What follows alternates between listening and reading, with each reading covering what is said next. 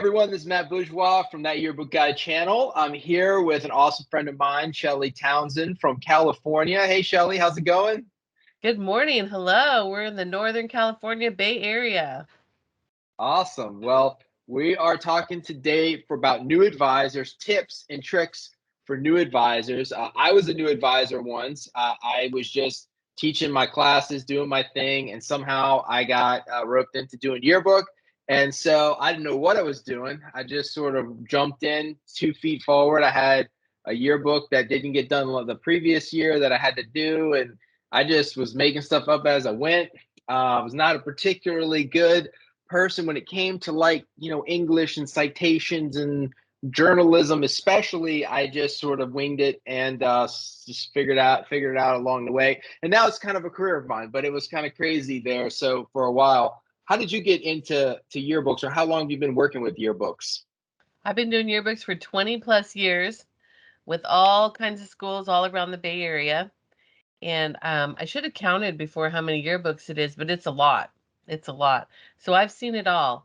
And one of my funnest things to do is to have a new advisor and be able to teach them. There's so many resources we have today to make being a new yearbook advisor so much easier. Cool. Well, I'm excited to hear some of your tips and tricks because all of them can be very useful because everybody has so many different um, situations that happen to them when they take over, whether they have a class or club. So let's just jump right in. 5 things. What's your first tip? I would say start with photography. Everyone's a photographer. If you have photos, you have a yearbook. And I always say, what makes a good yearbook? Good photos. What makes a great yearbook? Great photos. So, day one, start teaching photography. Don't worry about yearbook. Just get pictures. If you have pictures, you can make a yearbook. You want to make sure that all your staff members are photographers and you schedule it um, so that you divide up how many kids that you have by how many photo opportunities you have. You want to make sure you give some photo opportunities around campus, like all the classrooms, lunchtime, so people can take photos after school and during school. And you divide that up so that they have enough opportunities. I would make them point based so that they'll go. And every day you're going to start the day with a meeting, and you want to make sure you talk about what you're going to do today for yearbook, but also the photos. Who's taking what photos yesterday, today, and tomorrow? And one of the big mistakes people make is they never go back. You always want to ask about the photos that were taken since the last time you saw them. If you have a block schedule, who took pictures on Monday and Tuesday? It's now Wednesday. Or if you meet with a club once a week, who took all these photos that were scheduled last week? Because there's a good chance that they didn't go to one of them. And if they didn't go, you got to make sure that you reschedule it. Your biggest fear as a new advisor is having a sport end and not having pictures for that freshman wrestling or something like that. So in at the middle of the sports season, you want to double check all your sports photos and make sure you have enough. And if you don't have enough, you got to get those students back out there to get those photos taken. Now, So, Shelly, can I tell you what I used to do for when I was a teacher? I had one of those desk calendars, those like big desk calendar things. And yep. so I made every student take certain photos. And I know some people do it differently. Some people like just have photographers and whatever, but I made everyone take photos. And I had the calendar, I took the school calendar, and I wrote down every single event I wanted to take pictures for. And I even included, like, sometimes I would include on the side, like, just classroom pictures or whatever. But I had like miscellaneous stuff I could just send them in. Like, I need fifth grade pictures or whatever, and I would send the students out to those particular rooms. But I made it all right down on a big calendar where everyone can see it, and then I made everyone sign up, so I knew who was responsible for taking those photos. And that really helped me. I'm like a real visual person though, because like I know for some people they can keep track of all that like online and Google calendars, but like there's some about that visual of like, okay, what are we doing this week? Oh, these 3 students are taking photos at these events. And then it was so easy for me to grade after the fact because I had a point system where it was like you had to take this many events. And if the photos weren't there, like, and you had 48 hours, right? So 48 hours after the event, those pictures had to be on our server or wherever we were saving photos, or you got like a B instead of an A, and if they didn't show up, by the end of that week, whatever. The other thing that I did is, it was so overwhelming photography. Like you type in photography and people trying to teach you like ISO and shutter speed, and you're like, what? I just need to turn the camera on and hit the button, like. And so one of the things that really helped me out was thinking about pictures, and I knew that the camera took better photos. And for whatever reason, and we're not going to get into it all now, but like you can get good cell phone photos. It's just like the way that people share those photos, they often get small. So it's like if you just use the real camera, you just solve so many of your problems.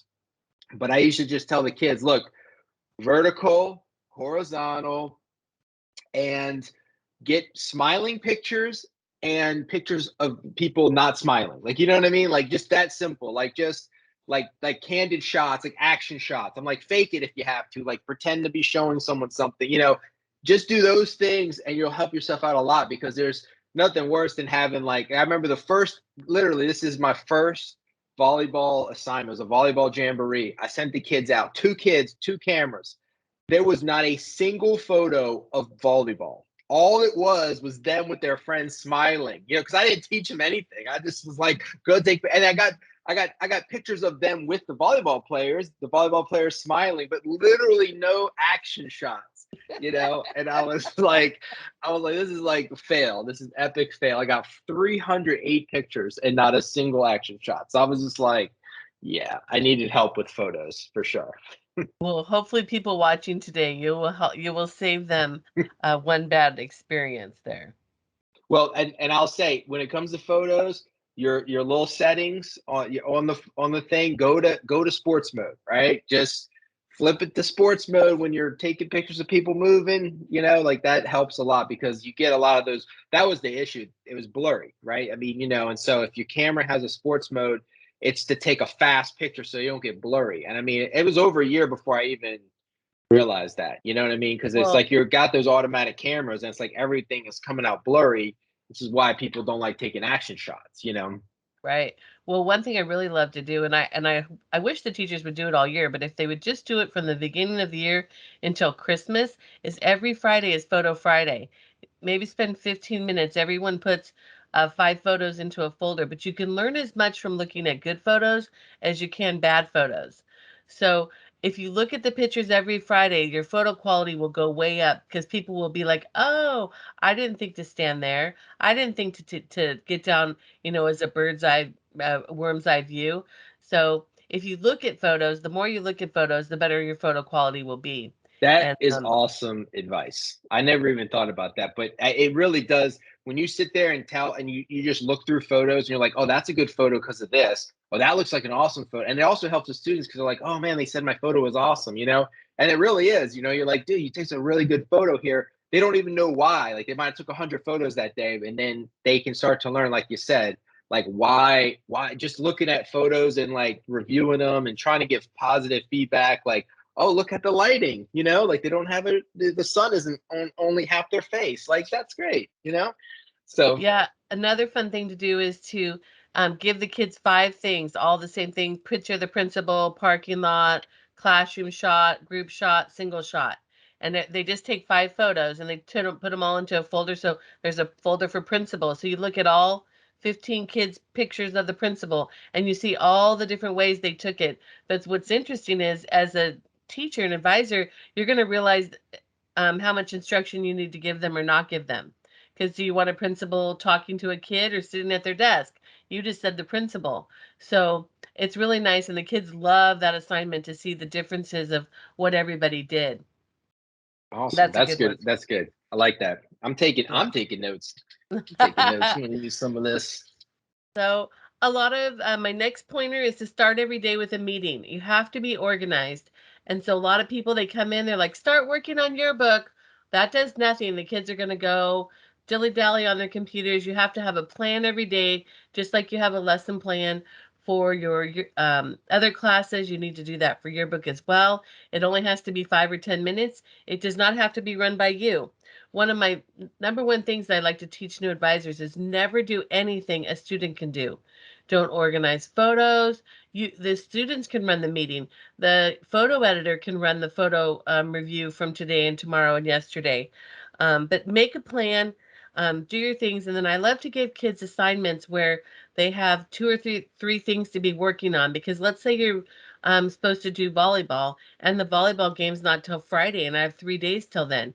They need to be doing an academic page and a mod or two for the portrait pages. One of the mistakes we make is you say, okay, the first month you're going to do volleyball. Well, you sat there in class because you're still waiting for the day of the picture. So you always want to make sure they have something to do every single day. Um, And that's a really nothing. good, I like that a lot, letting the students do the work, because I got advisors who do too much work. I mean, you've got these kids, is there, make them do it. You know what I mean? Because it's like so much work to put on yourself. And sometimes the kids who are like the loudest or the rowdiest, or sometimes they're even like the harder ones to like wrangle, you give them responsibility, you make them in charge of something. They oftentimes will run with it. You know what I mean? I mean, you just gotta play, you gotta feel it out. But that's one of the things that I really liked about being a teacher, was really finding those things in students, you know. And it could be like the student that was the biggest problem child or something, you know, and teachers would be like, how do you get the student to do all this stuff? You know, I'm like, I just found that thing that they like to do, and I gave them responsibility, and all of a sudden, like, you know, they just took it, you know. So yeah. Well, and our true word is advisor.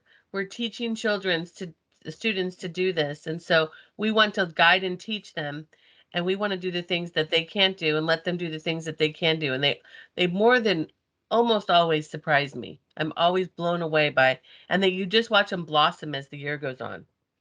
Um, what my next tip is about, use stuff that's out there. If you look on my screen, it says the Organized Advisor.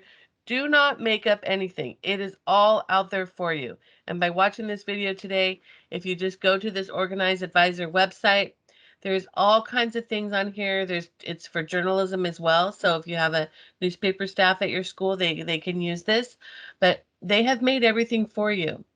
And so I just say don't create it. We've given you this link, and also we're going to give you this Google Forms. You talked about having a written out map. Well, Google Forms has changed the life of Yearbook Land. So this is actually one of my schools in San Mateo, which is south of San Francisco, and everything is hyperlinked to this page. So she has it by the week, every week what you're going to do, and I'm giving you this in the link. You have an entire year of lessons plans. You could do week one, you could do all of these things. There's an assignment for interviews. There's a first day compare and contrast. Over here, these are teaching modules on what's alternative coverage. There's brainstorming work, quotable quote. We have a really good PowerPoint on what makes a good quote. We call them quotable quotes.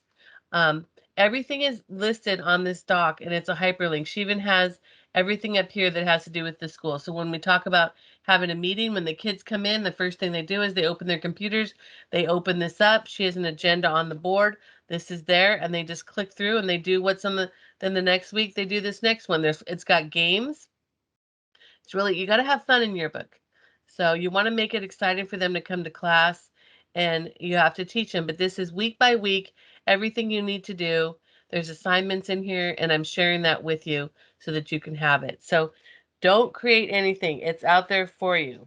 Yearbook is hard Yeah, to and I make. mean, and I'm not, some people are big organized. Like they'll spend like half the year trying to make something like this. You know what I mean? Whereas like I was the style of person who just started on Monday, like, hey, what's my plan for the week? You know, and sort of like just kind of winged it as it went. Um, but it is very helpful to have some organized stuff, especially if you're there. They throw Yearbook on you without any warning, and then they ask you for lesson plans. You're like, you just threw something at me, and now you want me to give you lesson plans. So now you can take this and kind of modify it, make it your own lesson plans, and give it to the school. And they'll be like, man, this, just look at all these hyperlinks. They're so organized. Yeah, so I just gave you the link. We'll give you the link in this, and they can just make a copy and make it their own. Yeah, it'll be in the description below, and there's lots of resources out there on my channel. Obviously, it's Yearbook Guide channel, but there's a playlist that's just for new advisors. So I'm slowly adding stuff in there because I also wanted, I'm going to do the same for students, like for editors in class, so that, you know, like you could show videos in class, about these different topics and things like that. So I got, that's my goal eventually, is to have the playlist, one you can play for your class every year, one for this. So anyway, that's the goal. So I think just to summarize a little bit, we've given them a few things, but I want to encourage new advisors that you can thrive, not just survive. By all the things that you're giving you and Matt's channel that you have, there's so many things to help you be successful. Calendar your photos, start each day with a meeting, use Google Forms, the Yearbook Advisor, and have fun. It's really important to have fun, and there's nothing quite like Yearbook. I think it's the best class on campus, and we're out here to help you all. Awesome. Well, that's good. That's good advice. So, all right. So we got a bunch of tips and tricks that we just gave you there for advisors.